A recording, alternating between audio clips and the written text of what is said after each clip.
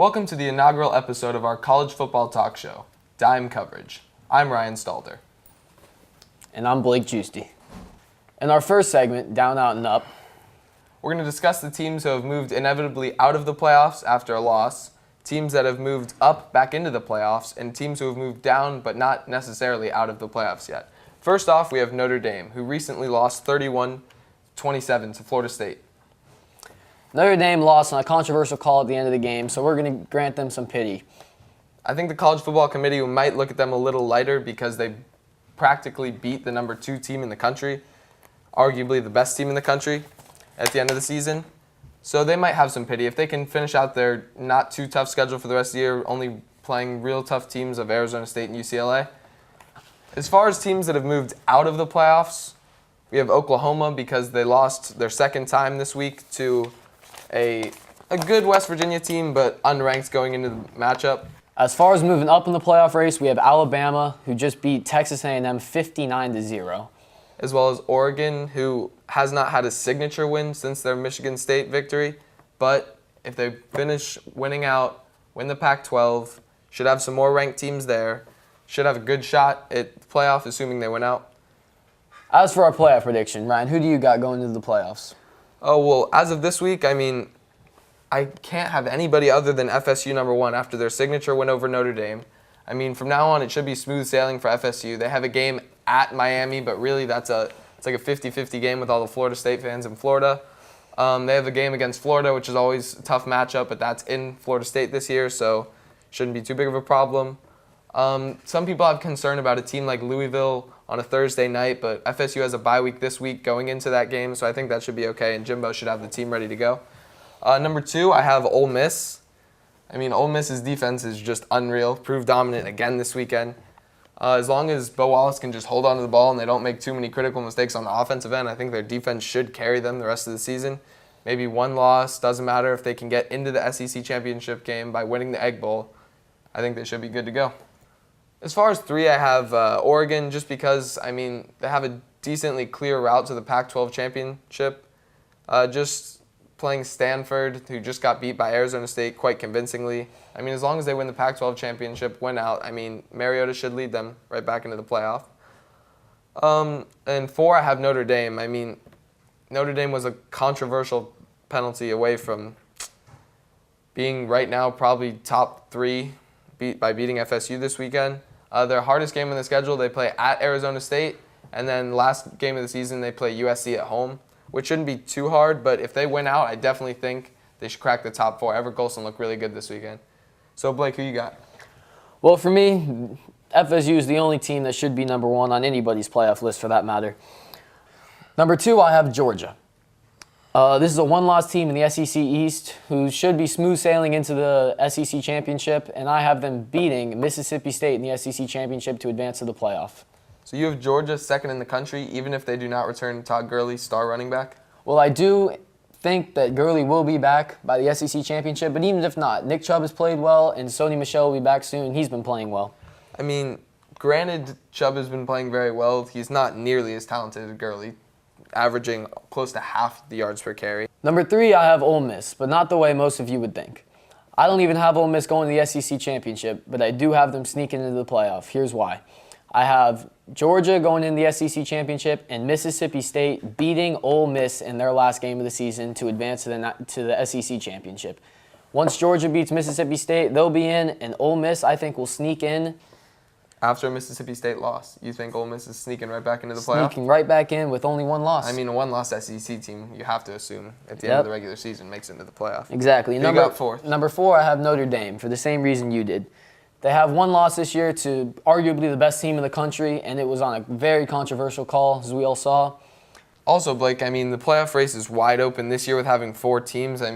You assume some SEC losses. I doubt Mississippi State and Ole Miss go undefeated.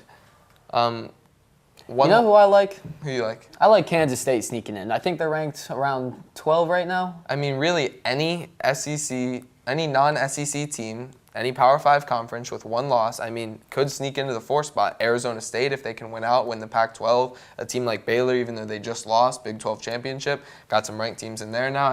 It's kind of fair game other than the 2 SEC teams that you might presume will make it and number Even one Florida I mean, State. It's conceivable that one team would even make it from the SEC, which leaves 3 other conferences open for a spot. So very wide open. So, Blake, what do you think about Will Muschamp, Florida's coach, being on the hot seat after this week's tough loss, 42-13 to Missouri? Hot seat. That sail has shipped, my friends. Will Muschamp will not be back next year. We'll be lucky if he even makes it through this year. Heck, we'll be lucky if he makes it through the first half of next game. All right, so what do you think about Florida quarterbacks? Is that playing a key role in Muschamp's possible firing? Is it his fault? Is it the team's fault? I know the defense has been stellar. I mean, 42-13 looks horrible from a defensive standpoint, but Missouri only had 119 total yards, and they scored 42 points off, 6 turnovers from Florida. Well, Muschamp hasn't pulled the trigger. Jeff Driscoll should not be a starting quarterback on this team this year. And I just got word Trayon Harris will be starting in 2 weeks against Georgia. And what do you think about the other freshman, Will Greer? Maybe he gets a shot if... Will Greer's been he's been injured most of the year, so I doubt he'll be back in. But Trayon Harris, he is starting. Okay. Best of luck to Trayon. What do you think as far as upset alert goes this week? I mean, we have a few SEC games that are controversial as far as winning goes, huge key games for the conference. Yeah, I think Ole Miss has to be careful. Going to Death Valley, playing an LSU team who has ran the ball well. I know Ole Miss has that run defense, but we'll see what happens in that one. Be careful, Ole Miss, in LSU. I also have Mississippi State against Kentucky. This Kentucky team is a good football team. I mean, anything can happen in LSU on game day. It's just, wow. Game day said it'll be there. That it will be. As far as Mississippi State and Kentucky, I mean, I don't think that's feasible, only because Kentucky having losses to Florida, granted it was in overtime, but we just saw how good Florida was. I just don't think they have the defense to keep up with Dak Prescott and that potent offense. We'll see what happens. I would be careful. Any team at home in the SEC has a chance to pull off an upset, so we'll see what happens. Our next segment is a legal procedure. In this segment, we'll talk about players, teams, coaches that could be in trouble with the law or with the NCAA. First off, I have Jameis Winston. I mean, you guys know it's been hell these past 2 years for him at Florida State.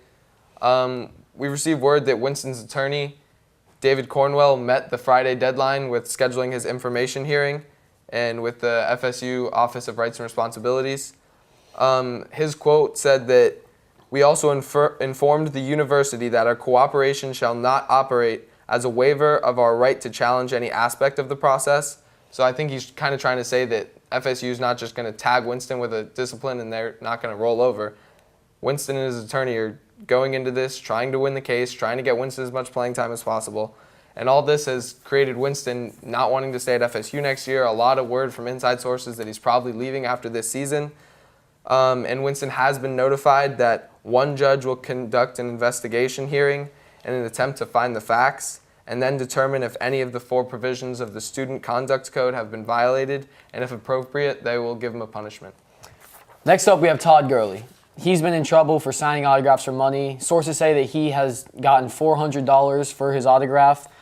Georgia has made a case to the NCAA about Gurley being reinstated, and they're hoping for their answer for the November 1st game against Florida. Gurley has made it known that he wants to be back at Georgia as opposed to taking this time off to prepare for the NFL. However, there are other sources that say Gurley's taken more than $400 and he might not return this year, so that'll be really interesting to see how that saga plays out. We learned a lot about Florida State this weekend because there was questions about whether they were as good a team last year. I'm not saying they're as dominant as last year, but we did learn a lot of things about them. First of all, they had great recruiting classes the past couple years, but last year's was exceptional. They had freshman wide receiver Travis Rudolph. This week he contributed big against Notre Dame. He had 6 catches for just under 100 yards and a touchdown.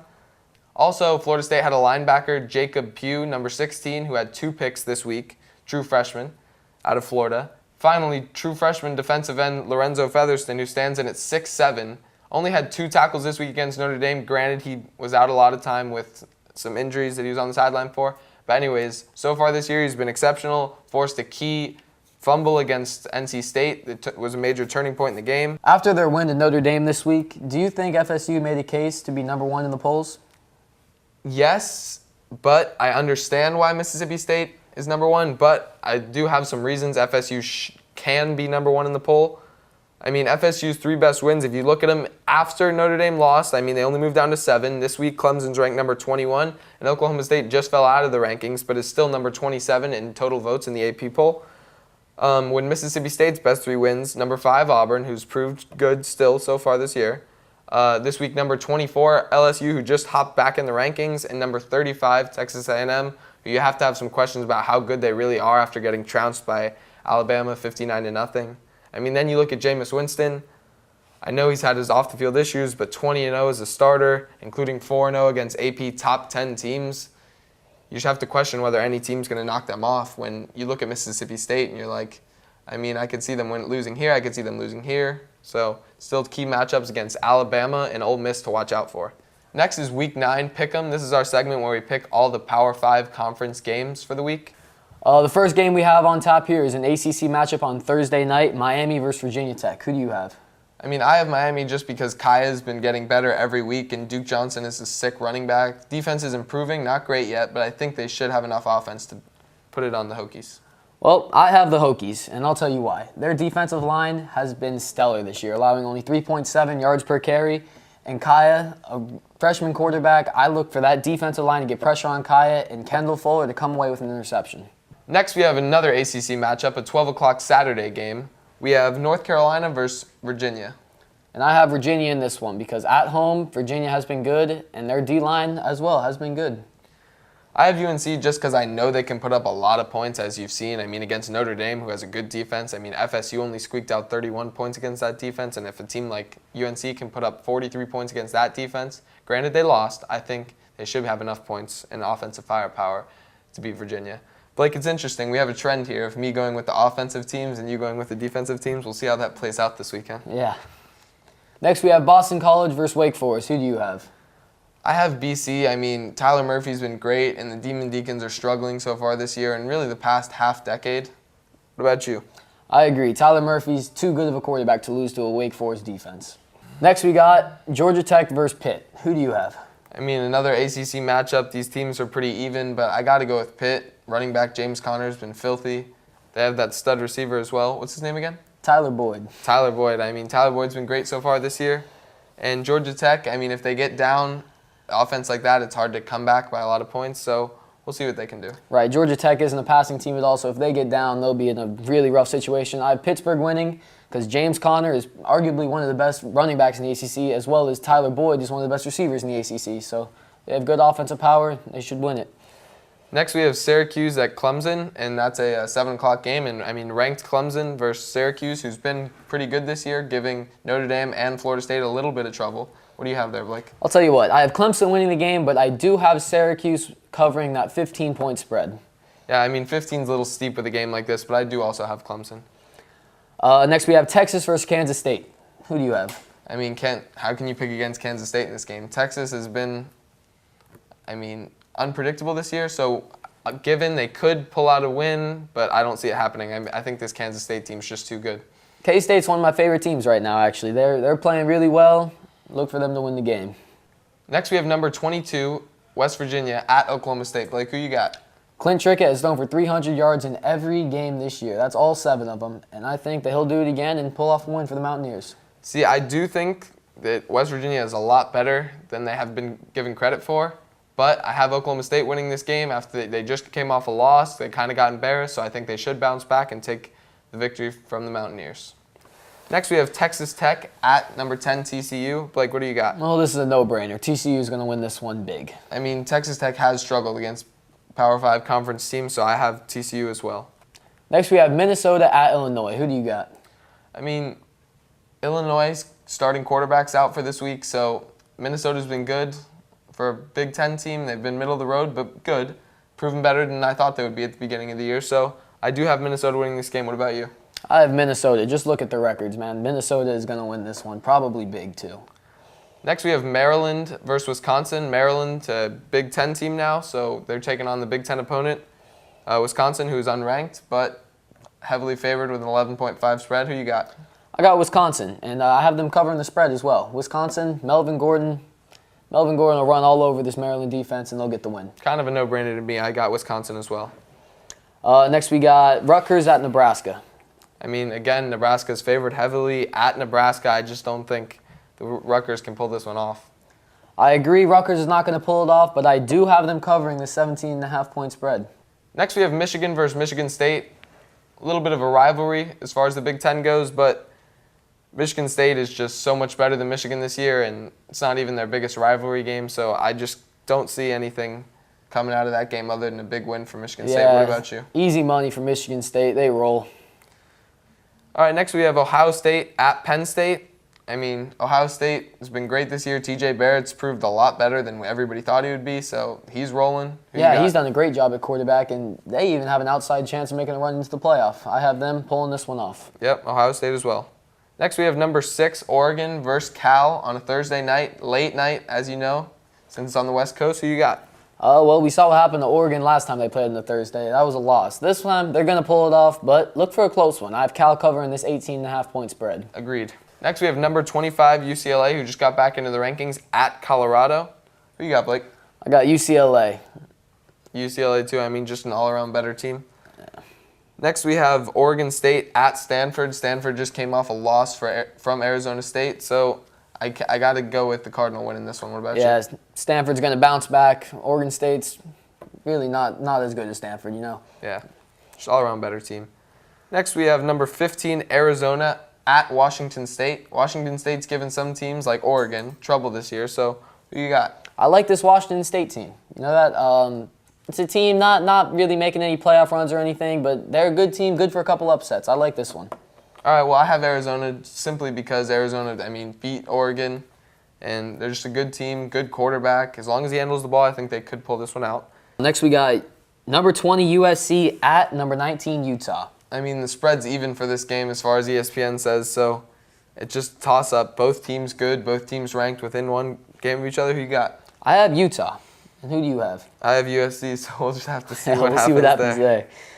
What do we got next? We got Arizona State versus Washington. Who do you have in this one? ASU. I mean, ASU is one of my favorite dark horse teams to make it into the playoff, possibly, assuming an undefeated regular season. Yeah, there's another one that ESPN has an even line on, and I'm taking ASU as well for the same reason. Next, we have UAB at Arkansas. I mean, Arkansas at home against Alabama and Birmingham. Don't think it should be too much of a competition. I got Arkansas winning it big. What about you? Not even a game. Arkansas wins big. Next, we have number 1, Mississippi State at Kentucky. Kentucky's given a couple good teams trouble this year. What, Blake, who you got? Like I said before, I like these SEC teams at home, but I'm going to have to take Mississippi State, but look for a close one. See, I like these SEC teams at home as well, and I have Kentucky pulling off the upset at home this week against Mississippi State. I think Dak Prescott struggles, turns the ball over a little. Kentucky jumps on top, and they can just keep it rolling at home. Next, we have Vandy at Missouri. Missouri's offense has struggled. Granted, they just crushed Florida this past week, but that was off 6 offensive turnovers from the Gators quarterbacks. Blake, who you got? You know, this is a no-brainer. Didn't Vanderbilt lose to Temple earlier this year? I'm taking Missouri every time in this I got one. Mizzou big as well. Next, we have Ole Miss at LSU. Another big ranked matchup. I think game day's there this week. Blake, who you got? I love it. LSU pulling it off at home in Death Valley against Ole Miss. See, I just think Ole Miss's defense is too good. As long as Bo Wallace doesn't turn the ball over, I think Ole Miss has this one as well. Next, we got South Carolina, Auburn. Who do you have in this one? I have South Carolina because Spurrier gets his teams ready for big games. Might lose the easy ones, but gets his team ready for big games. Beat Georgia already this year. I got South Carolina beating Auburn. My friend, you're crazy, buddy. Auburn wins this one. Auburn's going to take this one. Nick Marshall's going to play well. We'll see what happens, though. Finally, we have Bama at Tennessee. Bama's favored by more than 2 touchdowns in this one, and I think they should roll over Tennessee just like they did Texas A&M. What about you? I agree, but the spread is 17.5. I think Tennessee will cover that, but they don't beat Alabama. Oh, all right. Well, that wraps up our inaugural episode of Dime Coverage with Ryan Stalder and Blake Giusti. Hope to see you guys next week, and see you next time.